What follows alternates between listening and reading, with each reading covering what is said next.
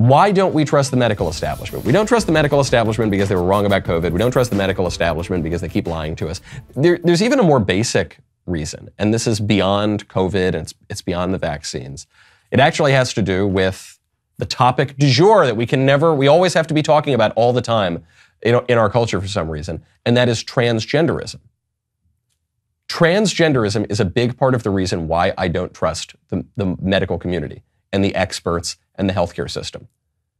It is. I don't trust doctors who are affiliated with certain hospitals and medical groups if those hospitals and medical groups will perform gender-affirming surgeries and interventions.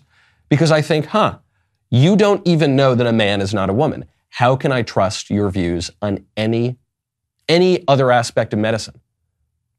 You quacks are going in and pumping little kids full of cross-sex hormones and puberty blockers and chopping up their bodies. Why would I trust you about anything else, regardless of what you think about the vaccines and the virus and all the rest of it? If the modern medical geniuses don't know the difference between boys and girls, I just don't trust them. I trust my plumber on basic questions of medicine more than I trust the modern medical establishment. Now, there is something we can do about that. The libs and the experts and the technocrats, they always try to bully us. And they say, you don't know anything about transgenderism. You don't know anything about medicine. You don't know anything about the science. Just listen to the man in the lab coat. Just listen to whatever Dr. Fauci tells you. Just listen to whatever that hulking dude wearing a dress who is the Assistant Secretary of Health, for goodness sakes, because we're living in a Monty Python sketch. Just listen to whatever she tells you. She's the expert and you don't know anything. And you think to yourself, no. If these people are the experts, give me the rubes. Give me the know-nothings. Give me the idiots, because I suspect they know something more. We can rein in the experts and the technocrats and the lunatics. We can do that through legislation. We can do this through the political rights, whatever political rights we still have left. And some Republican lawmakers are doing just that. This is coming from the Republican Study Committee, Congressman Jim Banks and Representative Doug LaMalfa, and also Tom Cotton up on the Senate side. They are sponsoring a new piece of legislation that would allow individuals to sue medical providers for transing them when they were kids. It's called the Protecting Minors from Medical Malpractice Act. This was created in response to the Biden administration pushing transing the kids and the puberty blockers and the hormones and the so-called sex change surgeries for minors.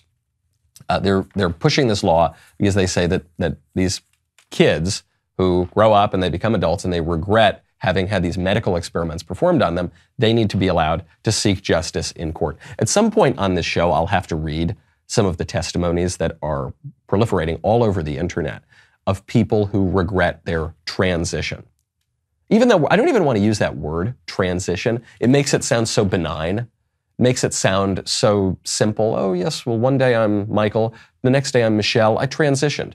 Transitioning involves having your body chopped up and becoming sterilized permanently, usually, and being mutilated and very often weakening your bones and giving yourself all sorts of chronic illnesses, potentially giving yourself osteoporosis, all because of the quackery of these radicals.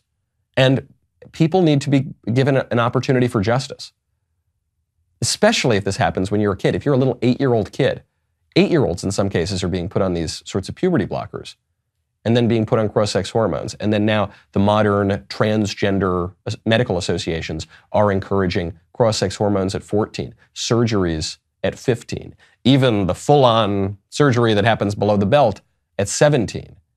You're a kid. You're below the age of consent. You're having experiments performed on you. You need to be allowed to seek justice. So how would this happen? Sue the doctor, sue the medical group, sue all of them. I imagine, I haven't read the law, I'm not sure that the text of the law has even been released. There probably has to be some kind of date before which you are not permitted to seek justice.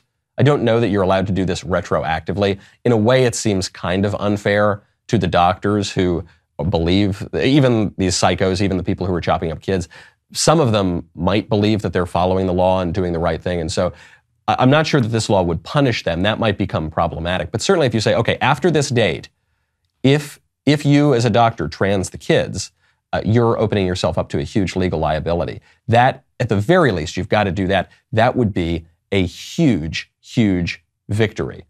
And you'll hear a lot of pushback from the libs and a lot of pushback from the doctors and they'll say, this is terrible. You're stopping care. You're bullying doctors. You're bullying the experts and threatening them and stopping them from performing the surgeries and the interventions that are technically legal today. And you say, yep, you're damn right we are. You're right. We are going to use any legal means necessary to stop this, because the reality of it is so intolerable and so barbaric that no civilized society should do it ever.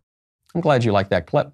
Now you know what you got to do. Hold up, wait, no, don't move on to the next video. You've got to subscribe, ring that bell, ding, dong, like. Let's do it. We're coming up on 1 million subscribers, everybody, by the way. Thank you for subscribing. If you haven't yet, do it. Send it to your friends. We'll see you next time.